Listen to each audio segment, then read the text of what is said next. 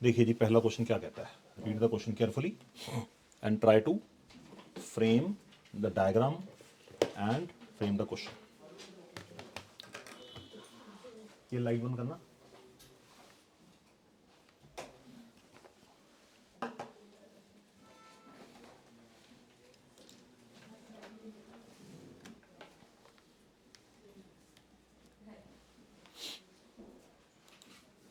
Screen दिख रही है सबको? ओके।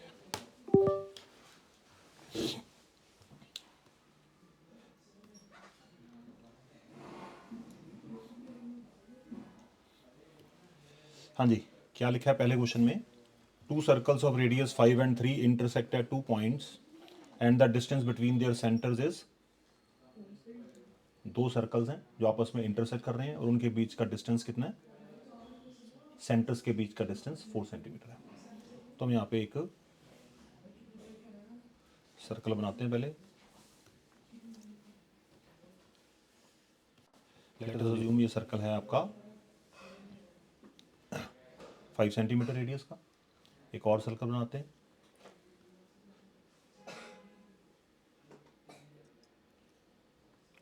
ये सर्कल है हमारा कितनी रेडियस का? 3 सेंटीमीटर रेडियस का। ठीक है, दोनों सर्कल इंटरसेक्ट कर रहे हैं। इंटरसेक्ट करने के बाद अब इनमें आगे आगे कहानी क्या दे रखी है कि इनके सेंटर्स के बीच का डिस्टेंस कितना बच्चों? सेंटर्स के बीच का डिस्टेंस है 4 सेंटीमीटर। ये डिस्टेंस 4 सेंटीमीटर है। ओके, तो हमें करके क्या दिखाना है? Find the length of the common cord. Common chord क्या होती है? जब दो सर्कल आपस में इंटरसेक्ट करते हैं तो वो 2 पॉइंट पे इंटरसेक्ट करेंगे, है ना? तो दोनों पॉइंट्स को अगर आप कनेक्ट कर देते हो इस तरह से, तो इसको ए मान लेते हैं, इसको बी मान लेते हैं और आप इनको कनेक्ट कर दो ऐसे। तो ए बी जो है ये बड़े सर्कल की भी कॉर्ड है और ए बी छोटे सर्कल की भी कॉर्ड है। तो that's why we say that A B is the common chord of two circles. When the circles intersect each other at 2 points, if we join them, we get a chord, and that chord belongs to the both of the circles. But तो यहाँ पे हमें किसकी length चाहिए भाई? A B की length चाहिए। ए B cord कितनी होगी? तो इसके सेंटर को ओ ले लेते हैं, इसके सेंटर को ले लेते हैं ओ डैश। ठीक है जी। सो गिवन में क्या है? Two intersecting circles at A and B, सही। एंड जो बड़े वाले सर्कल की रेडियस है वो 5 सेंटीमीटर है और छोटे सर्कल की रेडियस है 3 सेंटीमीटर। एंड हमें गिवन है O dash equal to 4 centimetre. And to find हमें क्या करके दिखाना है? A B is equal to what? Word. चलिए, अब मान लो ये दोनों कॉर्ड्स आपस में एक दूसरे को पॉइंट यहाँ पे O dash and A B, ये दोनों एक दूसरे को पॉइंट एम पे इंटरसेक्ट कर रहे हैं। इसको एम मान लेते हैं। Do you understand? ओके। अब हम क्या करते हैं, यहाँ से हमें करना होगा ज्वाइन इसको। वर्ड। ज्वाइन करने के बाद हम क्या करेंगे? इसको भी ज्वाइन कर देते हैं, इसको भी ज्वाइन कर देते हैं और इसको भी ज्वाइन कर देते हैं। वर्ड। हमने यहाँ पे क्या बना दिया? बहुत सारे ट्राइंगल्स बन गए। अगर आप इसको ध्यान से देखेंगे आपके पास एक काइट जैसी फिगर नजर आनी शुरू होगी। आपको दिख रही है? काइट की दोनों side O dash A and O dash B हैं और उसकी दो बड़ी साइड्स कौन सी हैं? O A and O B. तो ये दोनों साइड्स काइट की क्या होती हैं? तभी इसको काइट बोलते हैं। क्या इसकी इक्वल है? Yes sir, no sir? क्यों? रेडियस है। तो छोटे सर्कल की रेडियस आपस में इक्वल होती है और बड़े सर्कल की रेडियस भी आपस में इक्वल है। तो हमें क्या प्रूव करना है यहाँ पे? यहाँ पे हमें सबसे पहले 90 डिग्री का एंगल लेके आना है। क्या लेके आना है? 90 डिग्री का एंगल लेके आना है। 90 डिग्री एंगल कैसे लेके आएंगे? आप ये देखो, अगर आपको यहाँ पे 90 प्रूव करना है तो पहले आप यहाँ पे क्या करोगे, क्योंकि आपको ये दो एंगल्स इक्वल प्रूव करने पड़ेंगे तभी 90 बनेगा ना। ये एंगल कैसे इक्वल होंगे, छोटे ट्राइंगल कॉन्ग्रुएंट करके। छोटे ट्राइंगल कॉन्ग्रुएंट होने के लिए आपके पास सफिशिएंट इन्फॉर्मेशन नहीं है यहाँ पे, तो हम क्या करेंगे, पहले बड़े ट्राइंगल्स को कॉन्ग्रुएंट करेंगे। कौन से रूल से हो जाएंगे, एसएसएस।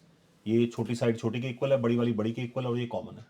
अगर ये एसएसएस से कॉन्ग्रुएंट होंगे तो आपके पास आ जाएगा एंगल 1 इक्वल टू एंगल 2।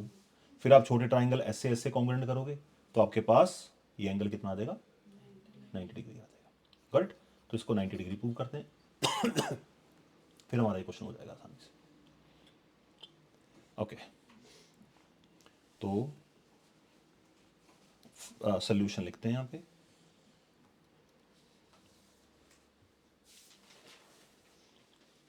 सबसे पहले सोल्यूशन में हमारा आ जाएगा जॉइन, वाइट से लिखता हूँ,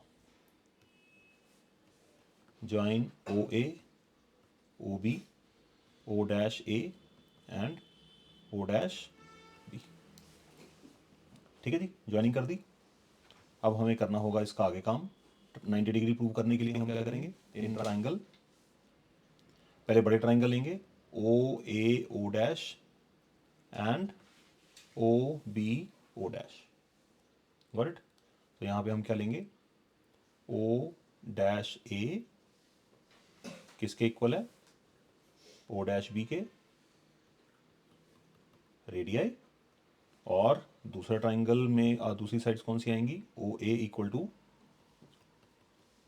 ओ बी, ये बड़े सर्कल की रेडियस है, और बीच में ओ ओ डैश क्या आएगी, इसके लिए रीजन हम देंगे कॉमन। क्या इसमें कोई डाउट है आपको,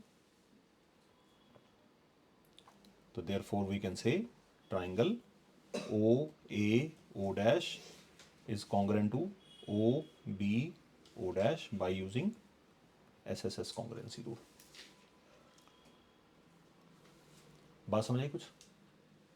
तो इससे हमें क्या पता चल गया कि ये एंगल 1 और एंगल 2 आपस में क्या आ जाएंगे, इक्वल आ जाएंगे।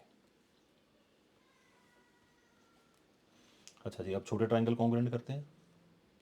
तो इन ट्राइंगल, ट्राइंगल का नाम क्या रखेंगे, O M A and triangle O M B.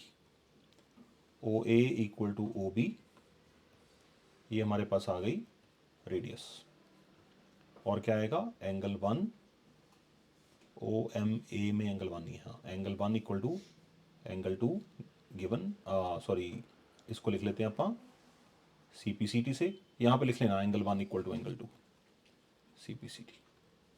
ठीक है। और तीसरी चीज़ क्या आ जाएगी, O M equal to common, therefore triangle O M A congruent to triangle OMB by using SAS congruency। आप पहले इसको अच्छी तरह से मैनेज करिए। कोई आपको चीज़ नहीं समझ आई तो मुझसे पूछ सकते हैं।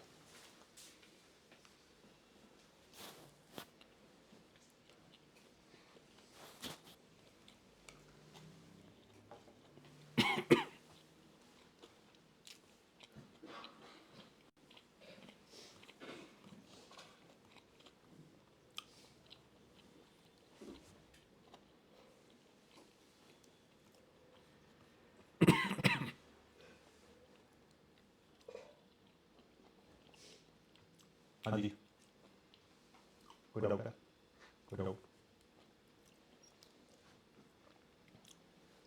करें आगे। अब हमें एंगल 90 प्रूव करना है। ये 3 है, ये 4 है, तो छोटे ट्राइंगल 90 प्रूव करने के लिए क्या करेंगे, 3 + 4 का सम, 3 + 4 180 डिग्री। तो यहाँ पे आ जाएगा एंगल 3 इक्वल टू एंगल 4। ये आपको सारा सिखाया हुआ है कि कैसे 90 प्रूव करना है। तो एंगल इक्वल टू 180 डिग्री, उसका रीजन हम देंगे यहाँ पे लीनियर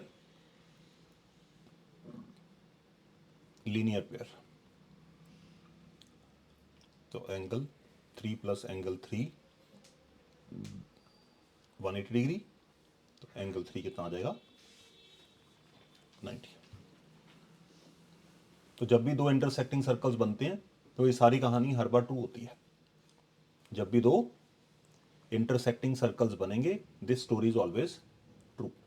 और मोरओवर अगर आपके सामने काइट शेप की डायग्राम कोई भी बनती है, क्योंकि इंटरसेक्टिंग सर्कल्स में काइट शेप की डायग्राम बननी है, क्योंकि बड़े सर्कल की रेडियस इक्वल है, छोटे सर्कल की रेडियस आपस में इक्वल है, तो इसका मतलब ये एंगल हमेशा 90 डिग्री होगा। बस आपको लिख कर दिखाना होगा। ठीक है जी, तो 390 आ गया। अब आप सोचो कि हमें ए बी चाहिए, ए बी कैसे आएगी?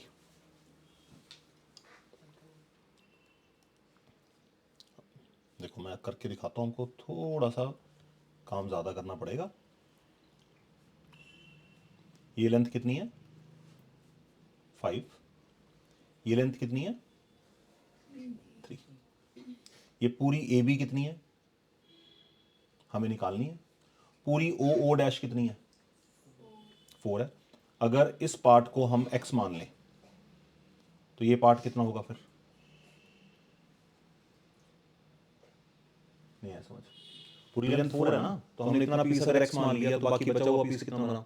4 में से उस x को हटा देंगे। तो अब हमारे पास आ गई let O M equal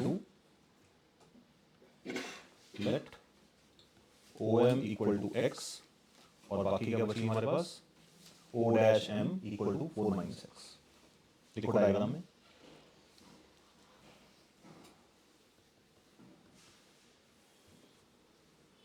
word ये लिखना है, अभी कॉपी करना।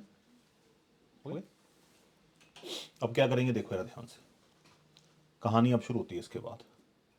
ये वाली जो साइड है दिख रही है आपको ए एम, ये वाली साइड हमें निकालनी है लॉजिकली, ए एम निकालनी है।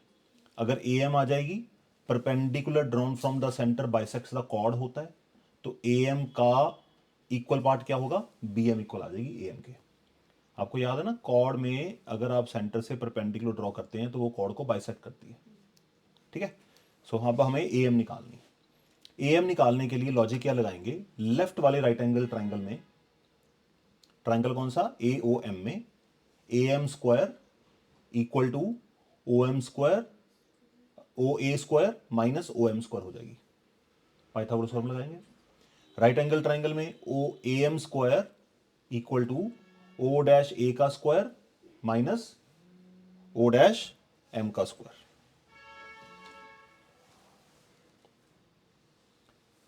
सर को पकड़ा के है तो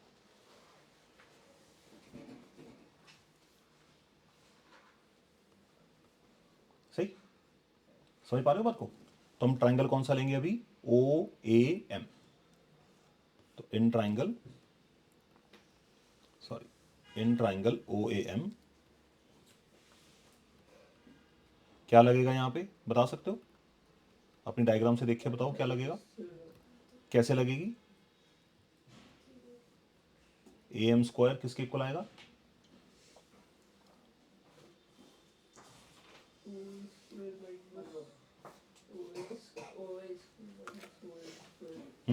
ओ A square minus O A square,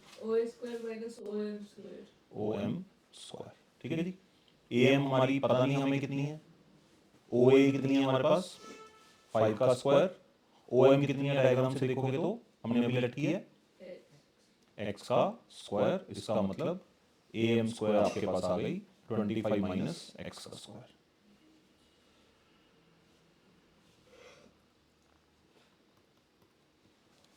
left वाले ट्रायंगल में हमने ए एम स्क्वायर का इक्वल बना दिया। अब हम राइट वाले ट्रायंगल में जाएंगे। राइट वाले ट्रायंगल का नाम क्या है?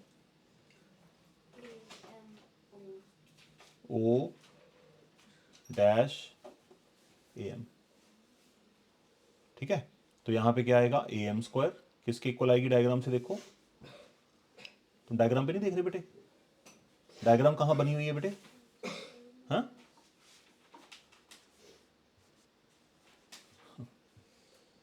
क्या आएगा यहां पे?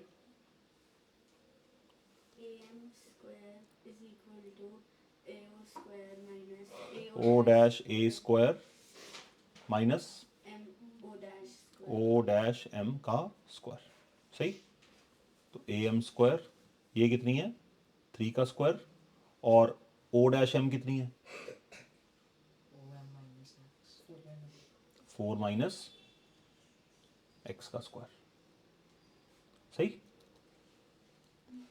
तो ए एम स्क्वायर ये आएगी 9, माइनस के बाद जो भी काम करना है ब्रैकेट के अंदर ही करेंगे। तो A square plus B square minus 2ab। सही। तो इसको सिंप्लीफाई कर लेते हैं। ए एम स्क्वायर कितना आएगा 9 माइनस 16 माइनस एक्स स्क्वायर और प्लस 8x। तो इसको अगर फर्दर सिंप्लीफाई करते हैं तो what we gonna get here minus x square plus 8x, और 16 माइनस 9 कितने होते हैं 17 माइनस 17। ये आ गई हमारे पास इक्वेशन नंबर 2। कुछ डाउट लग रहा है तो पूछ सकते हो।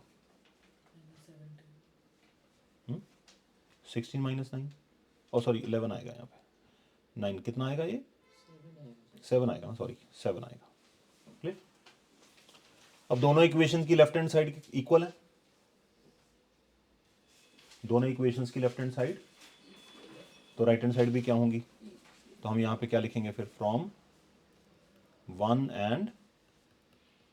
and 2 what we can write as 25 minus x square equals to minus x square plus 8x minus 7।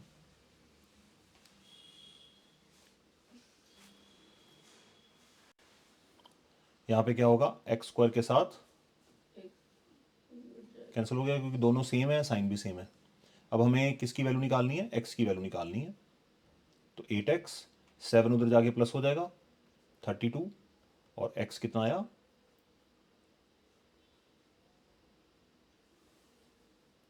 x आ गया आपके पास 4 सेंटीमीटर। सही। थोड़ा ऐसे ही क्वेश्चन हैं सारे के सारे, मेहनत करनी पड़ेगी, 2 बार करने पड़ेंगे तब जाके आपका हैंड सेट होएगा इसके ऊपर। अब हमारे पास किसकी वैल्यू आ गई बच्चों यहाँ पे x की वैल्यू आ गई। x का मतलब this implies that A M equal to 4 centimetre, और नीचे वाली साइड का पार्ट क्या है उसका नाम, तो हम सीधा यहाँ पे लिख देंगे B M also equal to 4 centimetre, because हम ये भी लिख सकते हैं A M equal to B M, triangle congruent की है ना अभी, वो भी ले सकते हैं। अगर आप कॉर्ड की प्रॉपर्टी यूज करना चाहते हो perpendicular drawn from the centre bisects the chord, वो भी यूज कर सकते हो, दोनों में से आपकी चॉइस है। तो A M plus B M, तो ये आ गई 4 + 4 इक्वल्स टू 8 सेंटीमीटर। ये आंसर आएगा। अभी हमने x फाइंड किया, पहले हम x की वैल्यू पुट नहीं करेंगे 1 और 2 में। हाँ 1 और 2 में एक्स की वैल्यू पुट करेंगे, सॉरी गड़बड़ हो गया ना, मैंने लगा ए एम एक्स, हमने लेट एक्स किसको लेट किया था हमने ओ एम को किया था। ओके ओके सॉरी, ठीक है ओके। तो ए एम स्क्वायर, तो इसको पुट कर देते हैं ए एम स्क्वायर में, तो क्या आएगी 25 माइनस 4 का स्क्वायर, तो ए एम स्क्वायर 25 माइनस 16 कितना आएगा 9, तो ए एम आएगी हमारे पास 3 सेंटीमीटर। ए एम 3 है तो इसी तरह से बी एम भी कितनी होगी, therefore A B equal to 3 + 3 equal to 6 centimetre, और यही इसका आंसर बनेगा। 1 मिनट लगा के सारे क्वेश्चन को सम अप करो।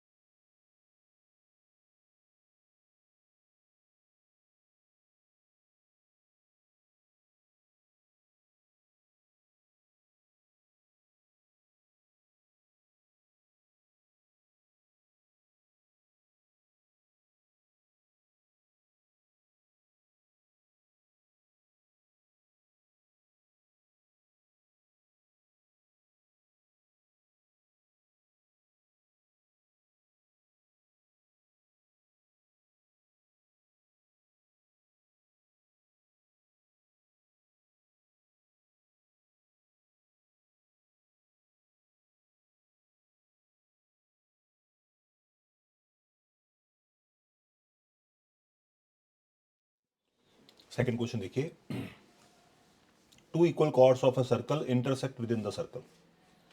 एक ही सर्कल है,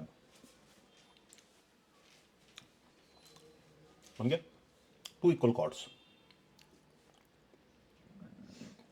जनरली बच्चे डायग्राम ऐसे बनाते हैं। इस डायग्राम से आपका जब भी सर्कल के अंदर कॉर्ड इंटरसेक्ट करानी है, कभी कॉर्ड्स ऐसे नहीं बनानी है आपने। उसको बनाने के लिए एक स्पेसिफिक टेक्निक है। वो टेक्निक क्यों यूज करते हैं वो भी आपको पता चल जाएगा अपने आप। तो आपको क्या करना है,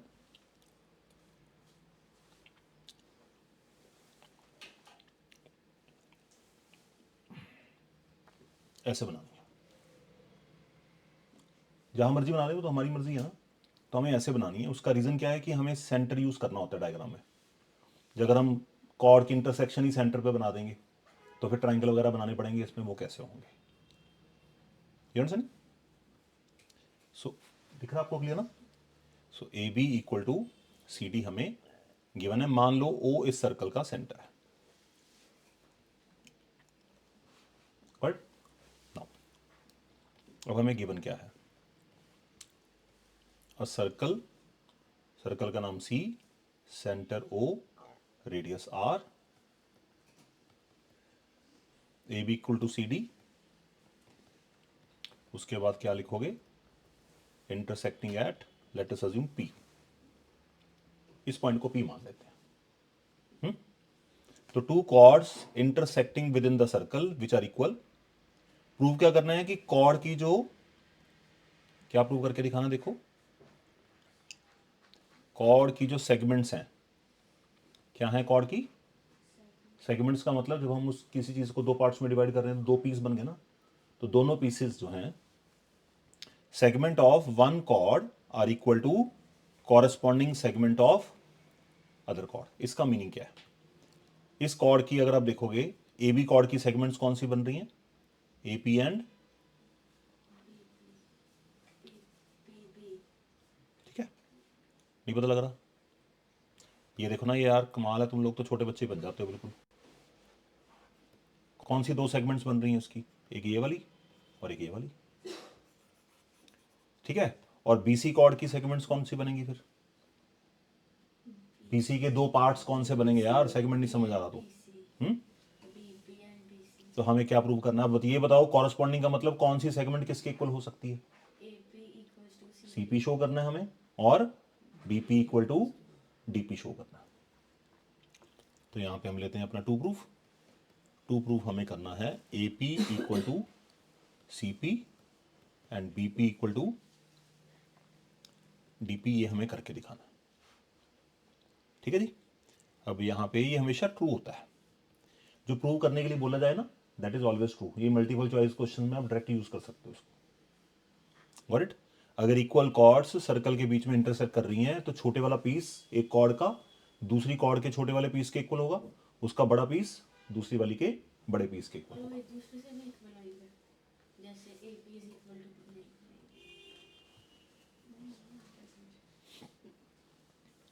कंस्ट्रक्शन क्या करनी है, सेंटर हमारे पास ओ है, यहां से हमें ड्रॉ करनी है परपेंडिकुलर। इसका नाम रख देते हैं एम और इसका नाम रख देते हैं N. Draw O M perpendicular to A B and O N perpendicular to B C, ठीक है जी। परपेंडिकुलर भी ड्रॉ हो गई। अब हमें करना होगा इसका proof.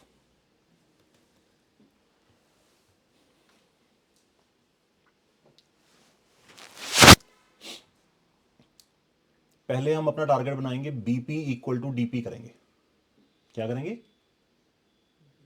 BP equal to BP equal to BP, DP करेंगे। बीपी, अगर आप इस बीपी को देखोगे, बीपी के दो पार्ट्स बन रहे हैं यहाँ पे। मैं ये नहीं कह रहा इक्वल पार्ट्स बन रहे हैं, मैं कह रहा हूँ दो पार्ट्स बन रहे हैं। O M perpendicular to C D, हाँ सी डी आएगा यहाँ पे। तो यहाँ पे आप देखोगे ये परपेंडिकुलर ड्रॉन है, perpendicular drawn to the centre from the to the chord, bisects the chord होता है। इसका मतलब ए बी और सी डी इक्वल है, हमें तो ऑलरेडी गिवन है। तो अगर ये इक्वल है तो एन और एम इसके मिड पॉइंट हो गए, perpendicular drawn from the centre bisect the chord. अगर ये मिड पॉइंट है तो half A B equal to half C D हो जाएगा। हाफ ए बी कितनी लोगे आप, कोई बता सकता है? हाफ ए बी कितनी लेनी चाहिए हमें? एम ए या एम बी। तो हमारे काम कौन सी आएगी, हम बीपी कर रहे हैं ना, बीपी के लिए हमें कौन सी चाहिए, एम ए काम आएगी, एम बी काम आएगी। तो इसका मतलब पहली बात तो बीपी इक्वल टू डीपी करना है हमें, तो B M equal to D N तो ऑलरेडी आ ही गया हमारे पास, B M equal to D N कैसे आएगा देखो यार, यहाँ पे अपन लिखते हैं A B equal to C D given. अच्छा A B equal to C D आ गई, उसके बाद हम लिखेंगे half A B equal to half C D. Half A B हम यूज कर लेते हैं बी एम और हाफ सी डी यूज कर लेते हैं डी एन। उसका रीजन लिख देंगे perpendicular drawn from centre bisects the chord. क्या इसमें कोई किसी को किसी तरह का डाउट है? We don't understand.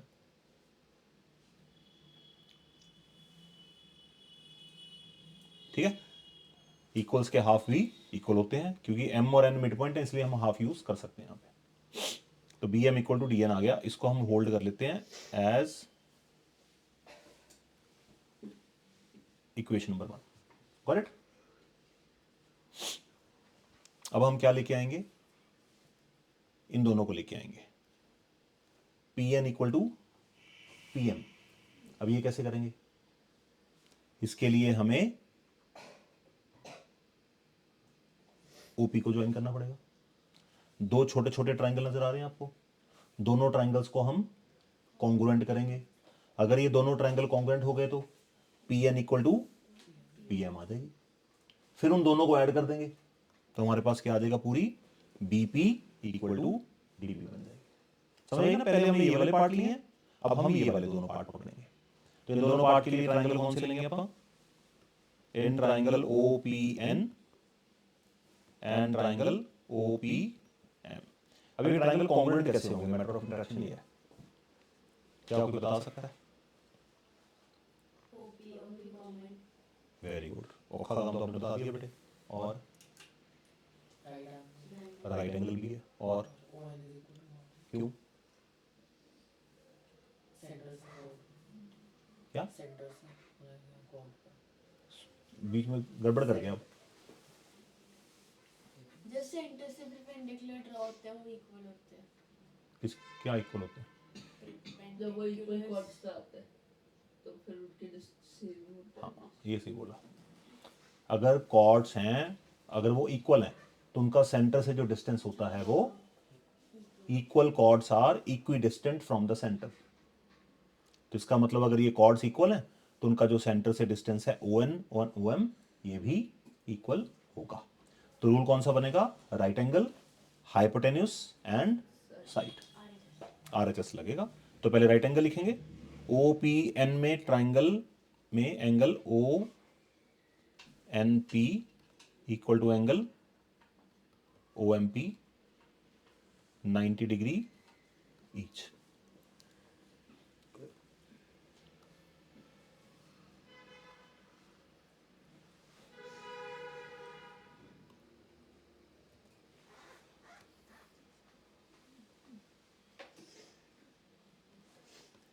सही है जी, 90 डिग्री ईच आ गया। और क्या चाहिए हमें, आर के बाद एच आएगी, ओ पी इक्वल टू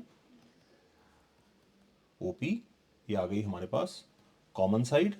और फिर आएगी एस, वो हम लेंगे O N equal to O M. तो यहाँ पे क्या रीजन देंगे, equal chords are equidistant from centre. तो अगर कॉर्ड्स की लेंथ इक्वल है तो उनका सेंटर से डिस्टेंस परपेंडिकुलर डिस्टेंस इक्वल होता है। Therefore we can write triangle ONP is congruent to triangle OMP by using RHS। Therefore हमारा टारगेट क्या था, ये छोटे वाले पीसेस जो मैंने यहाँ पे एरो बनाए हुए हैं, तो हमें चाहिए था PN इक्वल टू सही, CP CD। अच्छा अब ये बताओ, अगर ये हमारे पास आ गया, क्या इसको 2 मानना हमारे लिए ठीक रहेगा? BM के साथ हमें क्या ऐड करना है डायग्राम के हिसाब से? PM, पर BN लेफ्ट साइड पे लिखा हुआ है, यहाँ पे लेफ्ट साइड पे हमने कौन सा लिख लिया? तो नहीं, तो ऐड नहीं होंगे। BM और PN आपस में कुछ बना रहे हैं डायग्राम पे?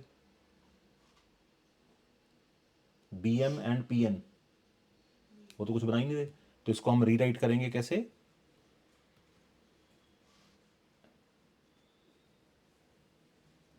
PM इक्वल टू CN लिखेंगे। उसका रीजन क्या है कि BM के साथ क्या ऐड होगा? अब ये देखो ना, PM ऐड होगी और DN के साथ क्या ऐड होगा? ये नहीं होगा सर, हाँ, PM is equals to PN आएगा यहाँ पे, PN।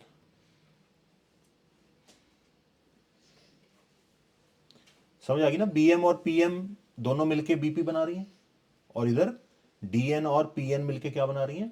DP। तो हम यहाँ पे क्या करेंगे, इसको लेते हैं अपना इक्वेशन नंबर 2, और यहाँ पे हम लिखेंगे ऐड 1 एंड 2। तो BM plus PN, BM plus PM equals to, दूसरी कौन सी थी हमारे पास? DN plus PN। अब BM प्लस PM जब डायग्राम पे ऐड करेंगे तो ये बन जाएगी हमारे पास BP, और उसको ऐड करेंगे तो वो बन जाएगी हमारे पास DP।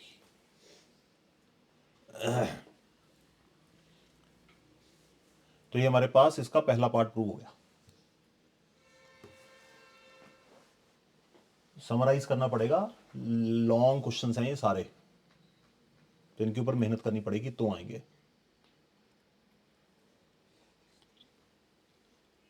क्या हमारा सारा क्वेश्चन कंप्लीट हो गया? क्या रह गया अभी? CP इक्वल टू AP रह गई है। अब खुद सोचो, AB इक्वल टू CD है और BP इक्वल टू DP हमने कर दिया, तो क्या करें फिर? उसको सब्ट्रैक्ट कर दें, नहीं? तो यहां पे देखो, also AB equal to CD हमें गिवन, ठीक है जी। तो यहां पे हम क्या कर देते हैं, सब्ट्रैक्ट इक्वेशन नंबर 1, नहीं करेंगे, और सॉरी 3, सब्ट्रैक्ट इक्वेशन नंबर 3। तो AB में से BP माइनस करते हैं और CD में से क्या माइनस करेंगे? DP। AB में से BP हटाएंगे तो we are left with AP only. CD में से BP इसको रिमूव करेंगे तो we left with CP। Word, तो ये आ गया 4। सो इसको फिर समराइज कैसे करेंगे? From 3 and 4 AP equal to CP and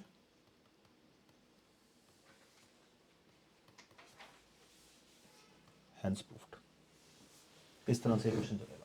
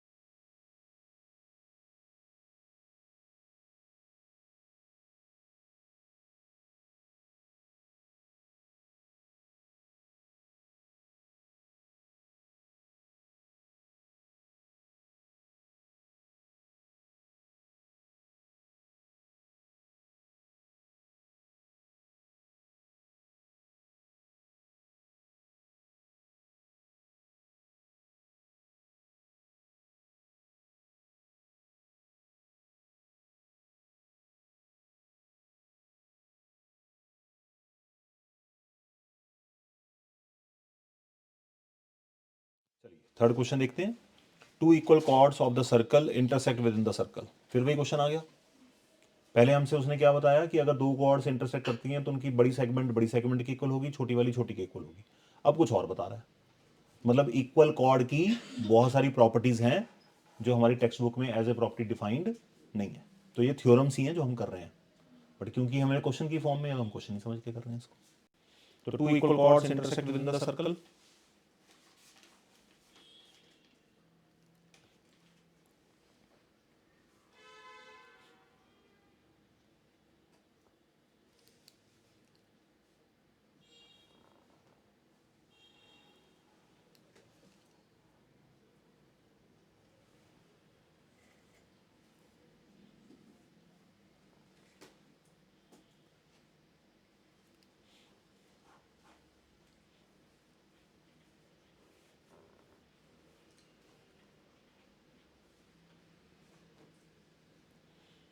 सही,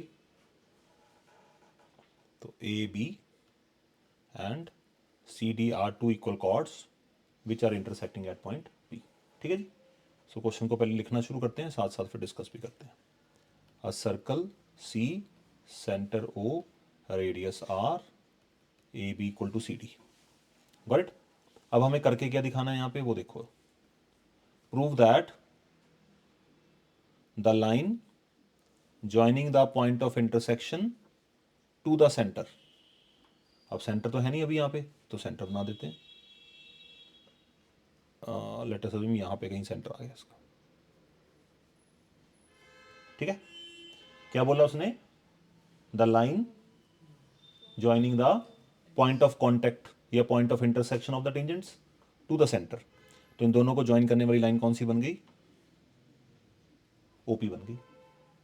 अब ओपी क्या कर रही है, पढ़ो यार आगे, it makes equal angles with the chord.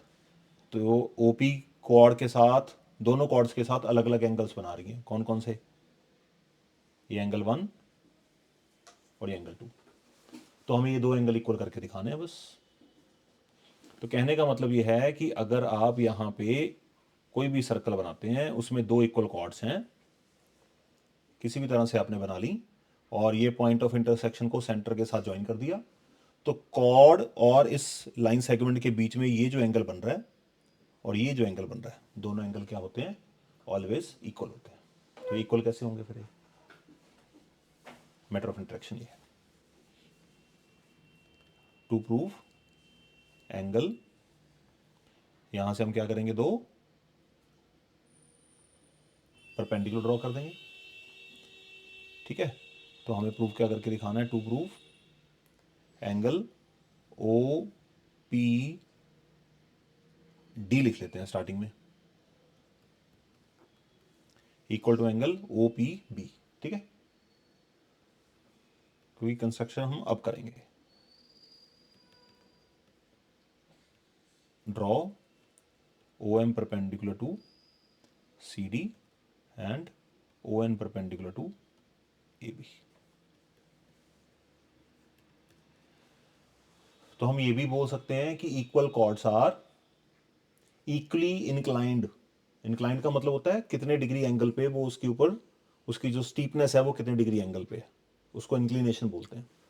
तो equal chords are equally inclined किसके ऊपर, the line joining the centre and point of intersection.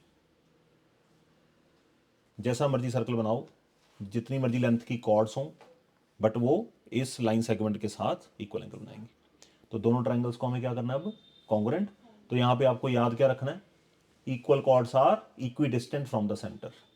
तो इसका मतलब इस क्वेश्चन में ये आपको अच्छी तरह से भली भांति पता होना चाहिए कि ओ एम और ओ एन इक्वल होंगी। ये कॉमन है क्योंकि हमने परपेंडिकुलर ड्रॉ की है, तो ये एंगल कितना होगा फिर, और ये एंगल भी कितना होगा, तो कौन सा रूल लग जाएगा फिर, आर एच एस लग जाएगा, और आर एच एस से दोनों सी पी सी टी से इक्वल आ जाएंगे। बस क्वेश्चन खत्म। In triangle O P M and triangle, तो राइट एंगल पहले लिखना है, angle O M P equal to angle ONP because of 90 degree each. सही. हाइपोटेन्यूज के लिए क्या आएगा? OP equal to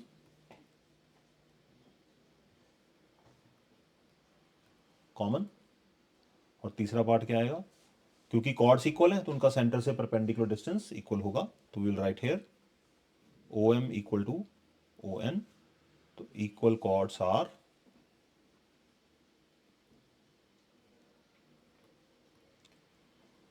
equidistant from center. सही. तो therefore triangle OPM congruent to triangle OPN by using RHS congruency. तो यहाँ पे आप चाहे एंगल 1 और एंगल 2 लिख लो, बस उसी को प्रूव लिख देना, एंगल 1 इक्वल टू एंगल 2, तो CPCD से वही आ जाएगा बस.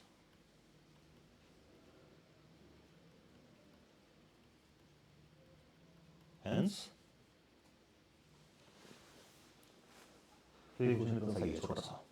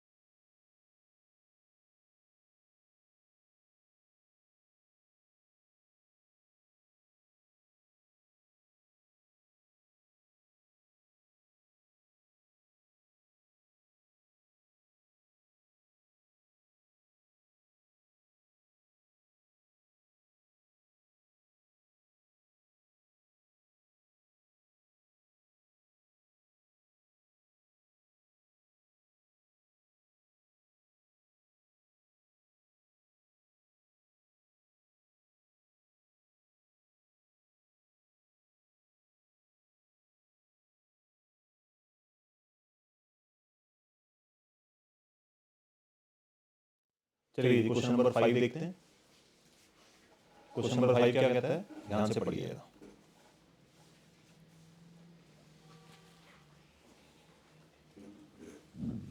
Three girls, Reshma, Salma and Mandeep are playing a game standing on the circle of radius 5 meter.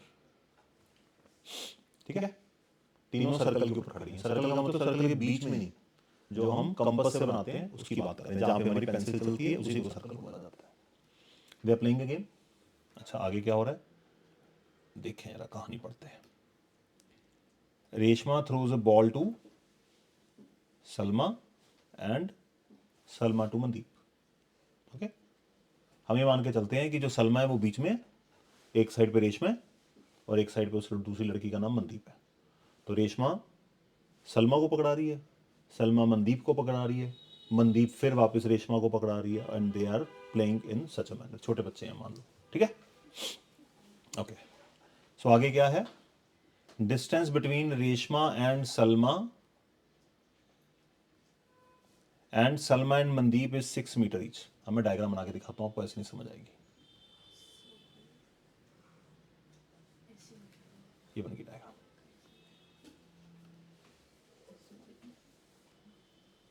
सही. तो यहां पे हम डायग्राम अपनी फ्रेम आउट करने की कोशिश करते हैं. लेट अस अज्यूम ये आएगी पोजीशन ऑफ फर्स्ट गर्ल, ये आएगी पोजीशन ऑफ सेकंड गर्ल, और यहां पे कहीं आएगी पोजीशन ऑफ थर्ड गर्ल. आप अगर डायग्राम को ऐसे बनाने की कोशिश करेंगे, ट्राई एंड अंडरस्टैंड, तो हम यहाँ पे और यहाँ पे और यहाँ पे ले लें, तो जो गिवन इन्फॉर्मेशन है उसके हिसाब से आपकी डायग्राम ही नहीं बनेगी। मैंने वैसे ही बनाया। मुझे पता है आप क्या करने वाले हो, क्या मतलब है मेरे कहने का, ट्राई एंड अंडरस्टैंड। इधर देखो सर्कल की रेडियस कितनी है, 5 मीटर। हम मान लेते हैं सर्कल की रेडियस 5 सेंटीमीटर है। मान लो आपने 5 सेंटीमीटर रेडियस का सर्कल बना लिया, तो इसकी आर कितनी है, 5 सेंटीमीटर। ठीक है, अब दो लड़कियां, उनके बीच का डिस्टेंस कितना कितना है, 6 and 6। आप क्या करो, जैसे आपने यहां पे कंपास रखे सर्कल बना दिया, यहां पे आप 6 सेंटीमीटर की कंपास खोल लोगे और उसको कट मारोगे, तो वो आपकी यहां पे कहीं आएगी, और फिर 6 सेंटीमीटर की कंपास खोलोगे तो वो यहां पे कहीं आएगी। तो ये तीनों लड़कियों की पोजीशन जो आएगी वो एक सेमी सर्कल में आएगी। मतलब आप इसको सेमी सर्कल मान लो ना, ऐसे ये सेमी सर्कल मान लिया, तो एक अगर आप यहां पे रखे 6 सेंटीमीटर का कट मारोगे, ये 6 सेंटीमीटर होगी, फिर यहां से दूसरी की भी लेंथ कितनी है, 6 सेंटीमीटर मान लो, तो 6 सेंटीमीटर का कट मारा। ये दोनों पॉइंट जो हैं 5 सेंटीमीटर वाले सर्कल के सेंटर से ऊपर ही आएंगे। आपकी ये वाली डायग्राम इसमें कभी भी नहीं बनेगी अगर आप फिर कंपास से डायग्राम बनाएंगे। आप ट्राई कर सकते हैं, it is not gonna take more than 1 minute. तो आपकी डायग्राम हमेशा ऐसी ही बनेगी इसकी। तो इसका सेंटर मान लो ये इसका सेंटर है। तो मैं आपको इसलिए बता रहा हूँ इनिशियली स्टेज पे ही, क्योंकि आप एग्जाम में अगर आपको ऐसा क्वेश्चन कोई आ जाता है और आप उसकी डायग्राम ऐसे बनाने बैठ जाओगे तो this is not gonna happen. You understand mobile? चलिए, तो ये हमारे पास थोड़ा सा आइडिया हो गया। तो यहाँ पे आर कितनी आ गई हमारे पास, 5 सेंटीमीटर, और लड़कियों की पोजीशन ए बी एंड सी मान लेते हैं। ठीक है, तो ए और बी के बीच में डिस्टेंस कितना है बच्चों, 6 मीटर, रेडियस 5 मीटर है सॉरी, और बी और सी के बीच का डिस्टेंस कितना है। तो ये अगर आप एक्टिविटी करना चाहते हैं आप किससे कर सकते हैं, कंपास से ट्राई कर सकते हैं। 1 मिनट लगेगा, you will understand and never forget. तो हमसे किसके बीच में डिस्टेंस पूछा गया, distance between Reshma and Mandeep. तो ये आ गई रेशमा की पोजीशन ए, मैं लिख देता हूं यहां पे, A Reshma, B Mandeep and C, नहीं B Reshma Salma, B Salma and C आ गई मनदीप। ठीक है जी, तो A B equal to 6 metre, B C equal to 6 metre, R equal to 5 metre, and to find क्या है, हमें क्या चाहिए, ए सी। क्या कोई डाउट किसी तरह का, पक्का? तो डायग्राम ये कैसे बनेगी, लड़कियों की पोजीशन एक ही सेमी सर्कल में बनेगी, दो पूरे सर्कल में नहीं आएगी कभी भी। चलिए, अब हमें इसमें बहुत सारा काम करना पड़ेगा, लंबा क्वेश्चन है ये भी, जो हमने पहले किया था ना फर्स्ट क्वेश्चन, उसी की तरह ही है। यहां पे आप क्या करोगे, इनको ज्वाइन करोगे, ओ को ए के साथ कनेक्ट करोगे,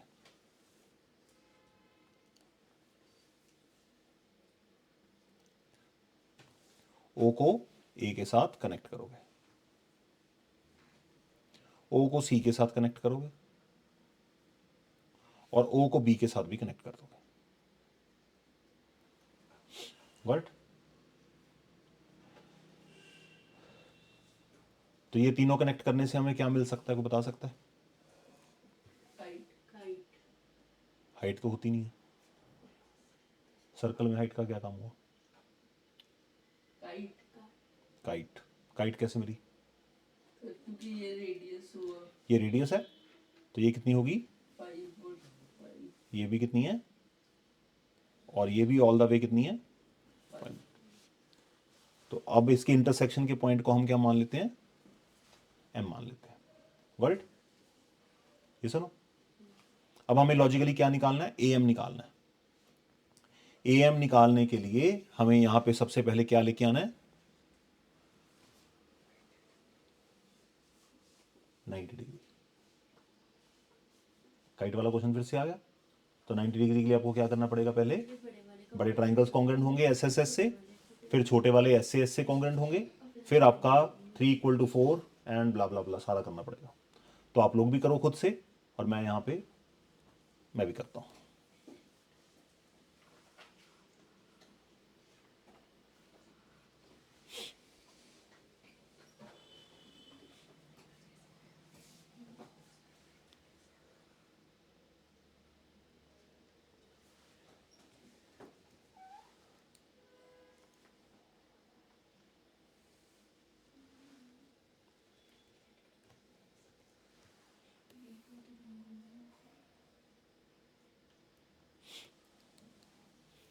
ये नोट करना है अभी आपने, ये ऊपर वाला डेटा नोट करना है, ये हो गया।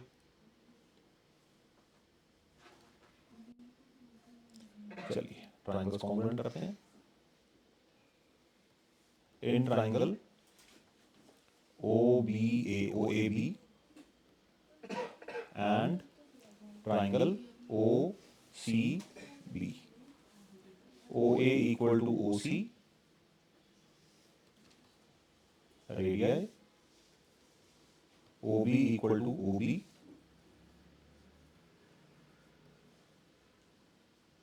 ठीक है जी, और AB = CB 6 मीटर ईच। तो therefore triangle OAB is congruent to triangle OCB by using SSS congruency। इससे हमें मिल जाएगा एंगल 1 = एंगल 2।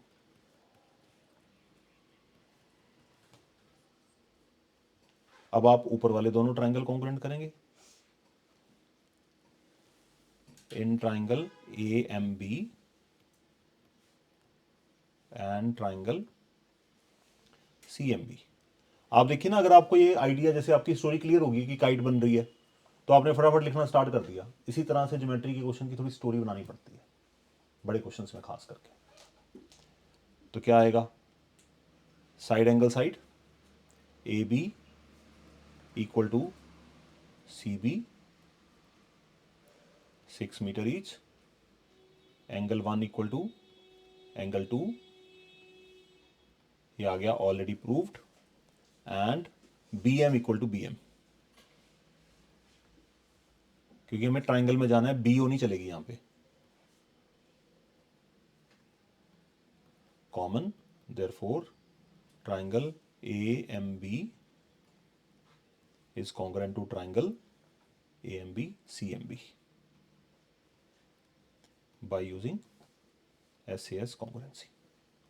इससे हमें क्या मिलेगा, एंगल 3 = 4 आ जाएगा। तो therefore angle 3 = angle 4 CPCT, but angle 3 + angle 4 = 180 degree linear pair. तो हमारे पास आ जाएगा ट्वाइस एंगल 3 = 180, एंगल 390 आ गया। तो इस काम में हमने कोई एक्स्ट्रा ऑर्डिनरी काम नहीं किया, ये हमें ऑलरेडी आता था, राइट। 90 डिग्री प्रूव कर रहा।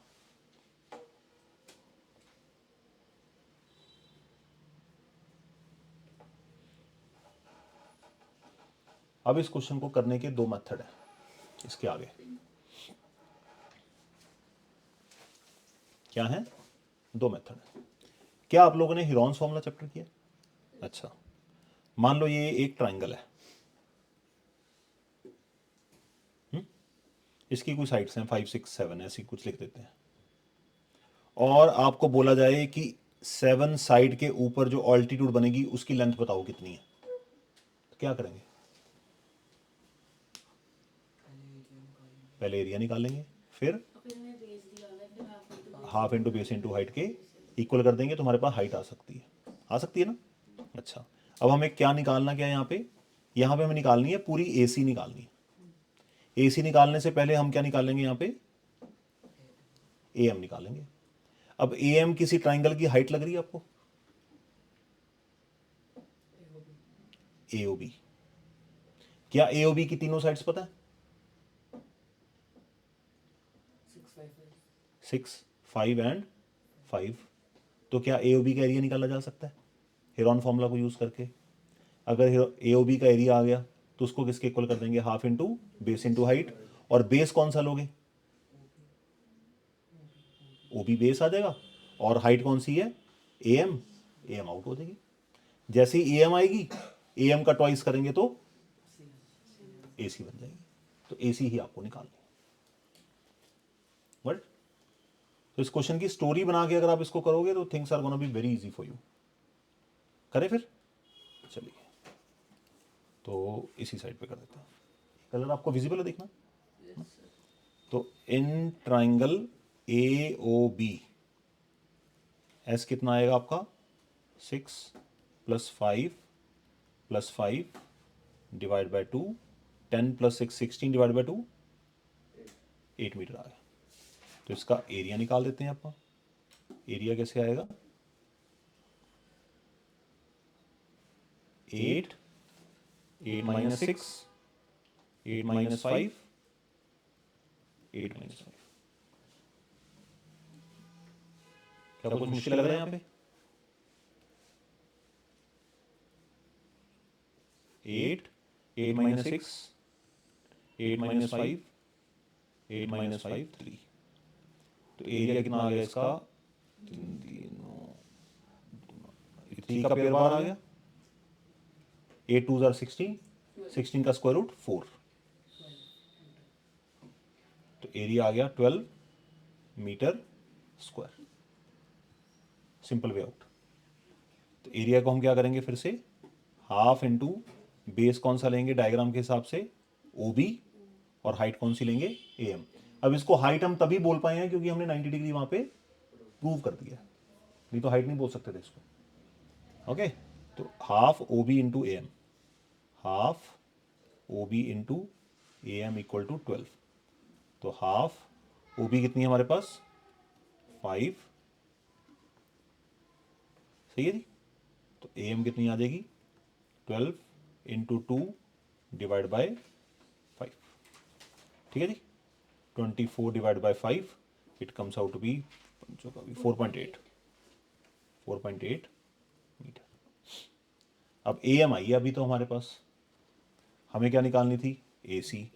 तो हम क्या लिखेंगे सीधा? A C equal to twice of A M, 2 into, उसका reason being perpendicular drawn from centre bisects the. ये आप चाहें तो सीपीसीटी भी लिख सकते हैं, आपने छोटे ट्रायंगल कॉन्ग्रुएंट ऑलरेडी किए हुए हैं, आपकी चॉइस है। नहीं आई समझ बात कुछ? एक बस 90 का झोल है इसमें।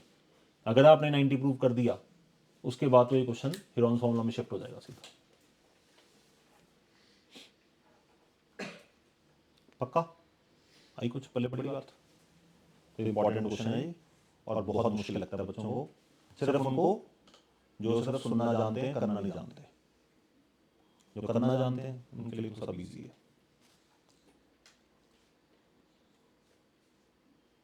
Perpendicular drawn from the centre का मतलब ये 390 प्रूव किया ना हमने। तो OM is perpendicular to chord AC, तो it will bisect OM into AM and CM। Alright? या आपने ये दोनों ट्रायंगल छोटे कॉन्ग्रुएंट किए थे तो आप AM equal to CM by CPCT भी यूज कर सकते हैं। दोनों चॉइस हैं, both are correct in any way. क्या इसको रिवाइज करने की जरूरत है या क्लियर है? क्लियर है। ये कौन सा क्वेश्चन हमने कर लिया सीधा? 5th कर लिया, चलो कोई नहीं। 6th पे आ जाओ सीधा। बड़े क्वेश्चन करा देता हूँ, छोटे तो फिर हो ही जाएंगे अपने आप।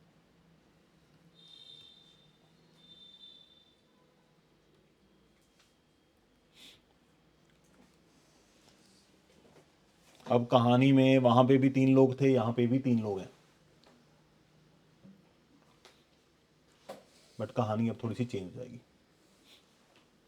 A circular park of radius 20 meter is situated in a colony। तो तो इसका मतलब पार की रेडियस आ गई।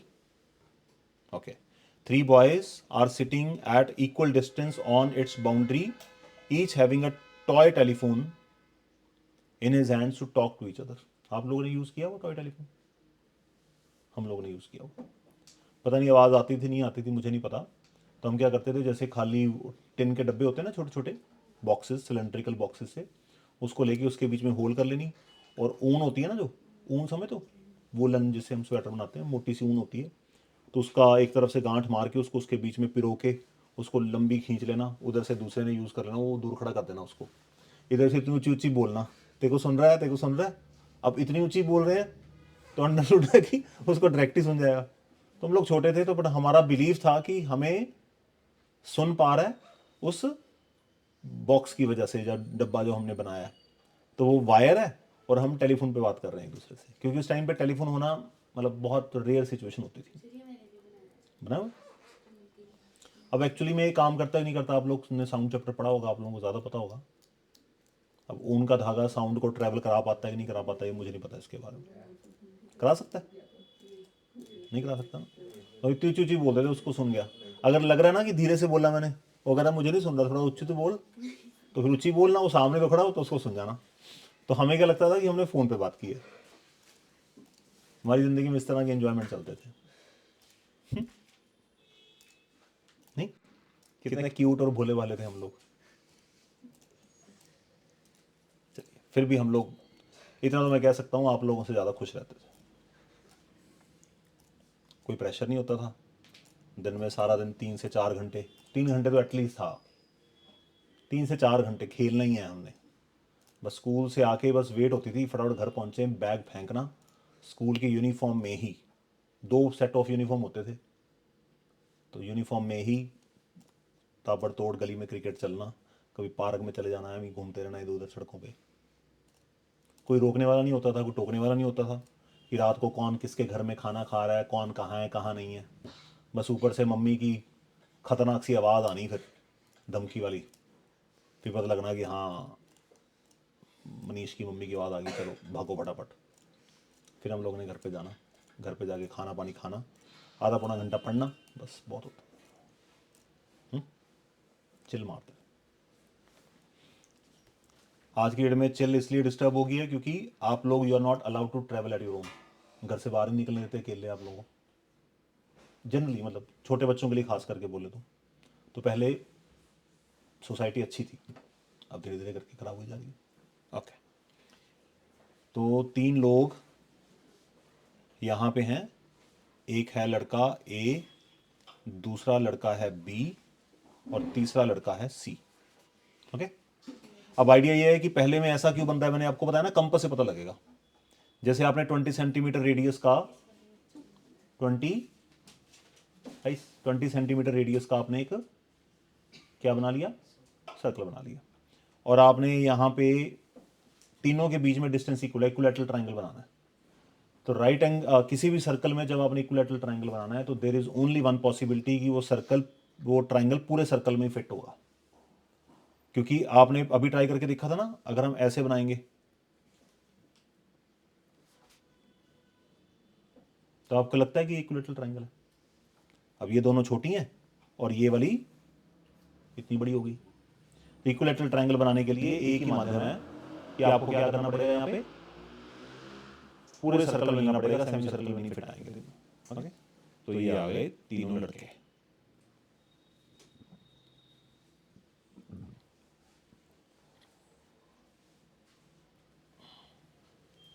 तो radius equal to 20 metre, A B equal to B C equal to A C equal to R. R नहीं, इसको क्या ले लें हम, इक्वल ही है, चलो ठीक है, हाल फिलहाल की घड़ी सही। और हमें टू फाइंड क्या करना है, इक्वल टू व्हाट, ये हमें फाइंड आउट करना है। सर्कल का सेंटर यहाँ पे मान लेते हैं ओ है।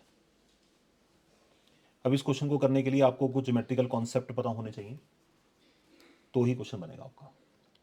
सबसे पहला, साथ साथ लिख लो,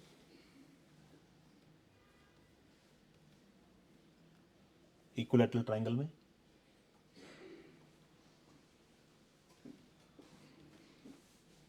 ऑल्टीट्यूड बाइसेक्ट्स द बेस होता है, या आप ये लिख सकते हो altitude equals to median. Same होती हैं, इक्वल का मतलब सेम होती हैं। ऑल्टीट्यूड एंड मीडियन सेम होती हैं, ठीक है। दूसरी चीज,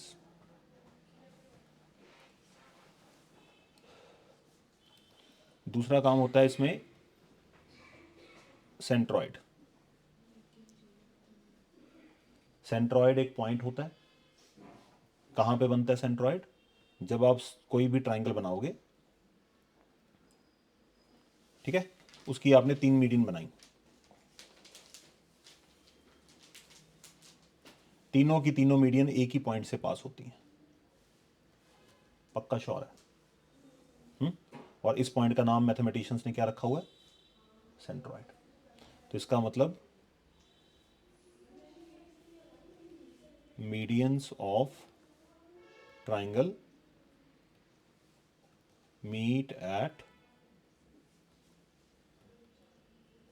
सेंट्रॉइड। सारी टर्म्स की जरूरत पड़ेगी, इनको 5 डालना है इसमें। तीसरा,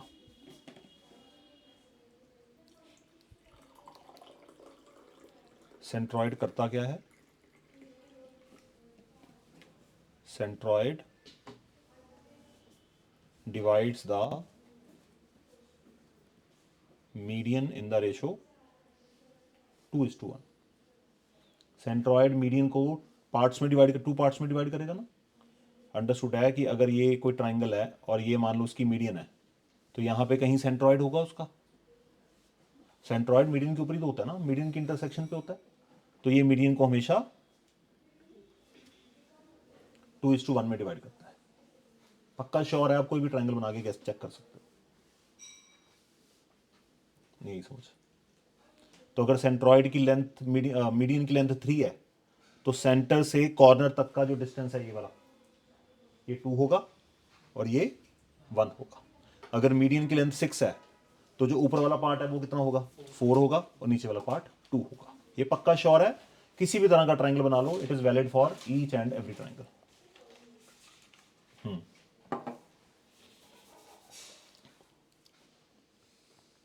रिवीजन चाहिए थोड़ी सी, मुझे पता है, वो आप कर ही लोगे। Number 4, circumcentre. Circumcircle, पहले लिखो सरकम सर्कल। सरकम सर्कल का मतलब द सर्कल पासिंग थ्रू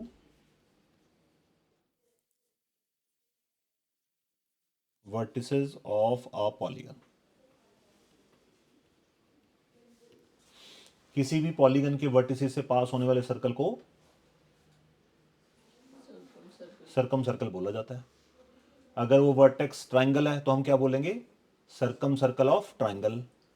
अगर वो वर्टेक्स क्वाड्रिलेटरल है तो क्या बोलेंगे? सरकम सर्कल ऑफ क्वाड्रिलेटरल। सिंपल। अब ये सर्कल है, इसका मतलब इस सर्कल को हम क्या कह सकते हैं? ये वाला सर्कल क्या है? Circumcircle. Got it? Number 5, सरकम centre.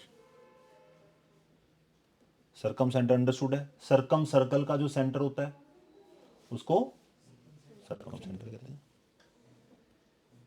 Centre of,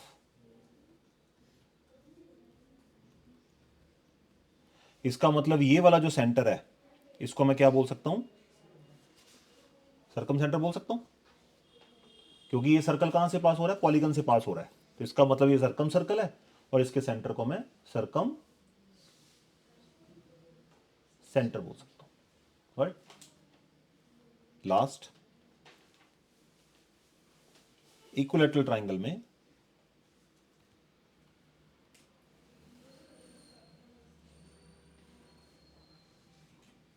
सरकम centre and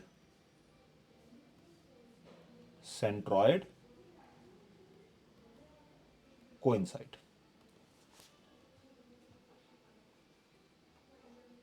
equilateral triangle में तो जब भी आपके सामने सेंट्रॉइड की बात आएगी ना, यू मस्ट बी थिंकिंग क्या, पॉइंट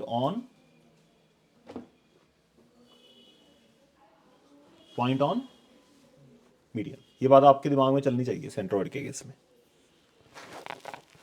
तो ये 6 बातों की अगर आपको इंफॉर्मेशन है तो ये क्वेश्चन होगा, नहीं तो फिर याद ही करना पड़ेगा। सही, ये आपको लिख के नहीं आनी, ये सिर्फ आपकी नॉलेज के लिए। लिखने वाला काम क्वेश्चन का हम अब शुरू कर दें इसके बाद।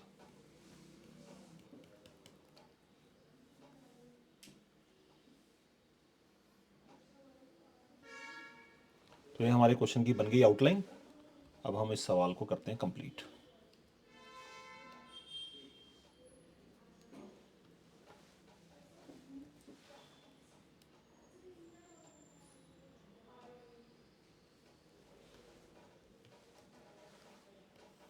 चलिए जी, कहानी सेटल होगी सारी।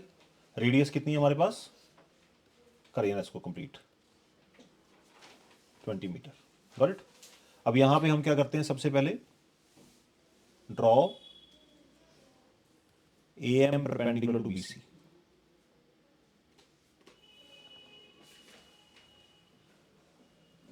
क्या कर दिया हमने, एक परपेंडिकुलर ड्रॉ कर दी BC के ऊपर। अब हमें नहीं पता ये सेंटर से पास करेगी कि नहीं करेगी, क्योंकि इन इक्विलैटरल ट्राइंगल, मैंने क्या बताया था, ऑल्टीट्यूड और मीडियन क्या होती है, सेम होती है। सेम सेम का मतलब वही ऑल्टीट्यूड है, वही लाइन मीडियन है। इक्वल होने का मतलब वो दूर दूर भी हो सकती है, ठीक है। हाँ कॉमन है, मतलब ये कह सकते हो equilateral triangle altitude and median क्या होती हैं, सेम। तो देयरफॉर हम क्या कह सकते हैं, AM क्या है, AM is median. Altitude draw की, उसको जबरदस्ती हमने क्या बना दिया, मीडियन बना दिया। अगर ये मीडियन है तो सेंट्रॉइड कहां पे लाई करता है, मीडियन के ऊपर। तो हम क्या करते हैं, let O be the centroid. क्योंकि मीडियन आ गई तो पक्का है सेंट्रॉइड मीडियन के ऊपर ही होता है by default. Let O be the centroid. अब सेंटर अभी घुमा हुआ है हमारा, सेंटर तो नहीं पता ना कहां पे है, बट क्योंकि इक्विलैटरल ट्राइंगल है, सर्कम सेंटर सेम होते हैं, वो कोइंसाइड करते हैं। तो यहां पे हम क्या लिखेंगे, सिंस सेंट्रॉइड एंड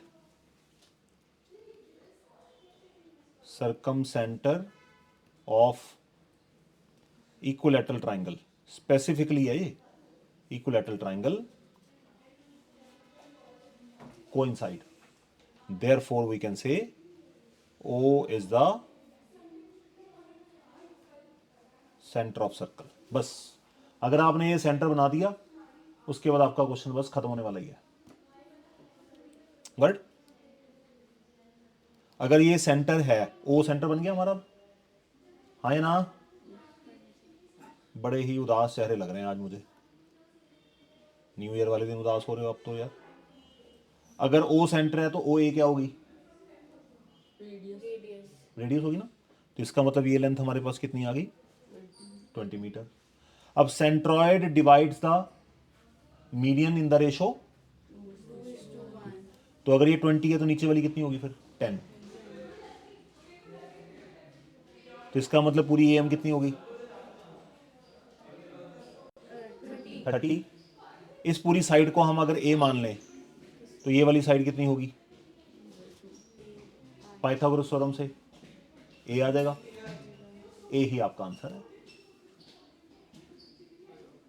नहीं आया, थोड़ा ट्रिकी है। तो यहां पे हम क्या करते हैं, since centroid divides the median in 2:1, है ना? तो therefore let OA equals to 2x and OM equal to x। सही है। अब OA हमारे पास कितनी है? ऑलरेडी 20 रेडियस है, तो 2x इक्वल्स टू x कितनी आ गई? 10। तो therefore we can say OA equal to 20 and OM equal to, which implies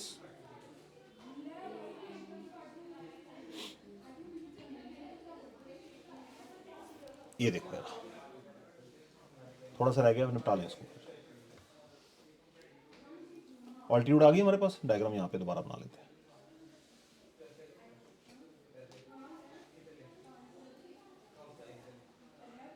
ABC और ये हमारे पास है परपेंडिकुलर भी है, और ये आ गई 30, राइट? तो हम क्या करते हैं, let AB equal to BC equal to A। तो BD कितनी होगी? BD होगी हाफ BC, इसका मतलब ये हो जाएगी A/2। तो in triangle ABD by using Pythagoras theorem we can write AB square equal to BD square plus AD square। AB कितनी है? A का स्क्वायर, A/2 का स्क्वायर,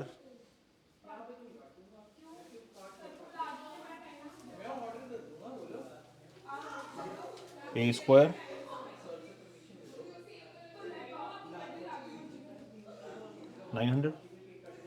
अब क्या करें, इसको उठा के इधर टपका देते हैं। A square minus A square by 4 equals to 900। इसको बंद करना। 3A square by 4 equal to 900। आ रही है कुछ समझ? तो इसके मतलब क्या बन गया हमारे पास? A square equal to 300 by 4। 3 उधर जाके डिवाइड हो गया, क्या हो गया यहाँ पे? 3 इधर मल्टीप्लाई हो रहा है, उधर जाके क्या हो जाएगा? हमारे पास आ गया 300 बाई 4। अब इसको सिंप्लीफाई करते हैं, A स्क्वायर, अब यहाँ पे 300 क्या बन जाएगा? अब हम A निकाल लेते हैं।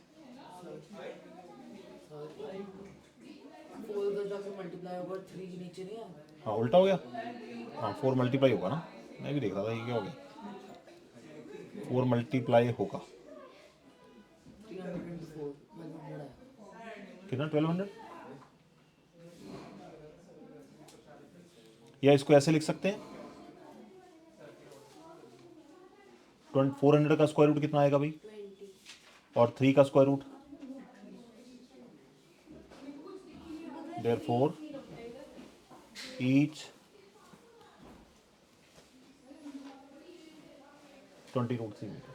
अब आप लोगों ने ह्यूरॉन फार्मूला भी इतना सारा सॉल्व किया हुआ है, आप लोगों ने मेंसुरेशन भी इतना वॉल्यूम सरफेस एरिया भी सॉल्व किया हुआ है, तो ये इक्वेशन सॉल्व करनी तो ज़्यादा मुश्किल नहीं है। मेन तो है क्वेश्चन को फ्रेम करना। तो ये जो फर्स्ट पैराग्राफ है यहाँ पे, ये वाला जो पैराग्राफ है यहाँ से, ये 5 लाइनें इस क्वेश्चन का बेस है, ये आपको लिखनी जरूरी है, ठीक है? तो इसी के साथ आपकी एक्सरसाइज 10.2 हो गई। 1-2 एग्जांपल्स रह गई हैं, तो आप लोग ट्राई कर लेना, अगर कोई डाउट हुआ तो अपन डिस्कस कर लेंगे, नेक्स्ट क्लास में इसका टेस्ट होगा।